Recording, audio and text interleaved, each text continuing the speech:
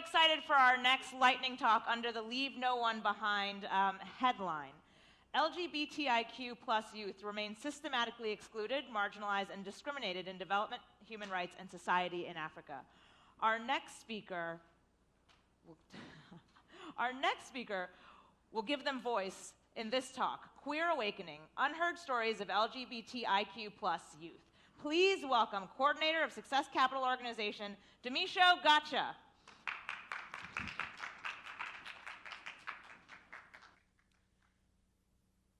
Last week, I started aging out on my birthday. I found myself singing in a karaoke bar, and as a result, found myself in a competition.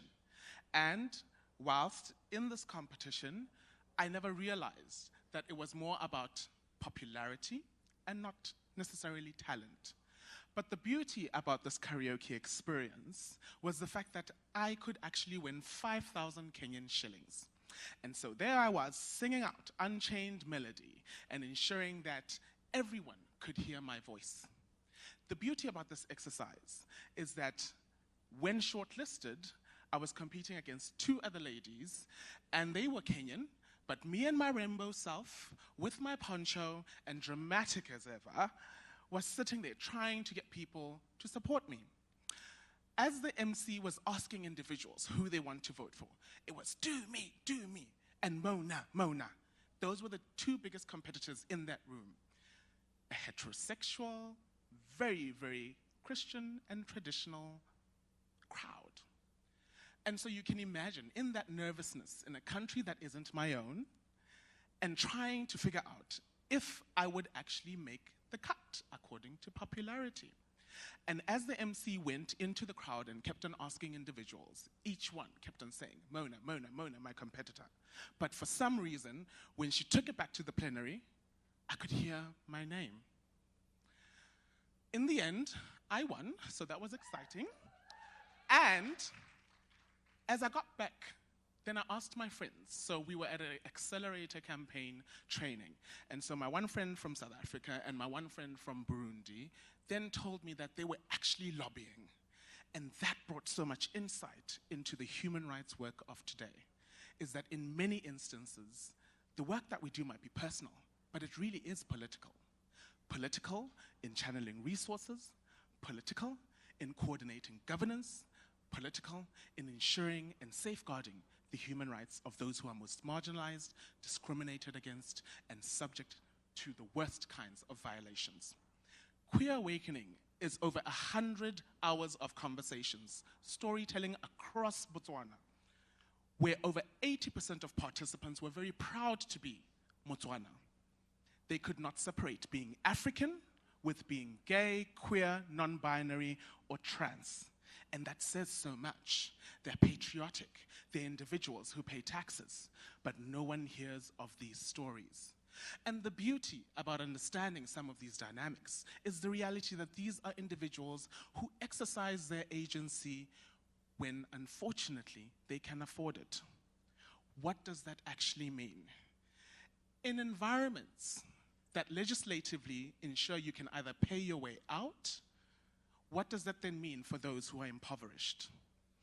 In environments where your own parent, when the Court of Appeal says these laws are essentially from colonial era times, but then each and every single morning you're reminded about abomination, reminded about morality.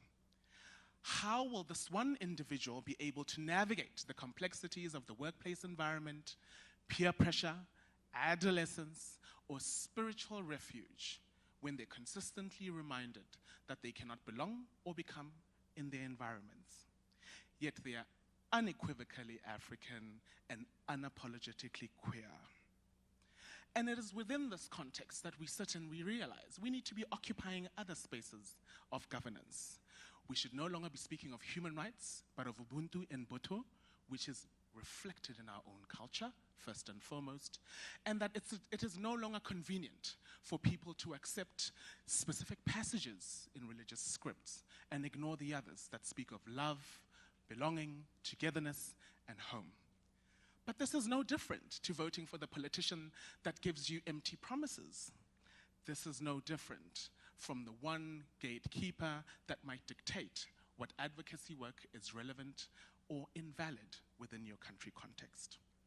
More importantly, in acknowledging the fact that human rights work is really quite political, we need to acknowledge that there is a need for us to exercise the agency beyond the responses in public health, and that health in itself is a result of the rest of the ecosystem. In working with partners, we're essentially achieving SDG 17, and then in ensuring that we can challenge some of the inequalities in strategic litigation or even in traditional courts. Why is it acceptable that someone must wear a dress according to the aesthetic of how they look? In a day and era of democratic governance, aspiring socioeconomic rights, and ensuring that everyone can become to the fullest of their potential, is it okay that others must have additional struggles, despite the fact that there's so many other socioeconomic complexities? And why is it okay that development must be a school of thought or a concept of work that's separate from human rights? It is a reality. And if we can bring together these two worlds, this essentially acknowledges the fact that as an individual, I can safeguard my own dignity despite some of the issues that I have to navigate, while still ensuring that I can contribute to a better world that can be of importance, and that can be the kind of world that is enabling, that can allow for people to thrive, for people to contribute in other ways, as opposed to those that are sexualized and politicized. Queer Awakening acknowledges the individual for who they are without some of the politics and the unfortunate realities that they face every single day. And so it's in reshaping these narratives that we acknowledge we want to access UNGA, the high-level political forum, and other spaces beyond just that, because a few days ago, we had the Political Declaration on Universal Health Coverage. And in ensuring that this visibility is in these spaces of governance, we can better assert our rights, not necessarily demand, because these should be expected, as is in international law and the interdependency of the Sustainable Development Goals. Thank you very much.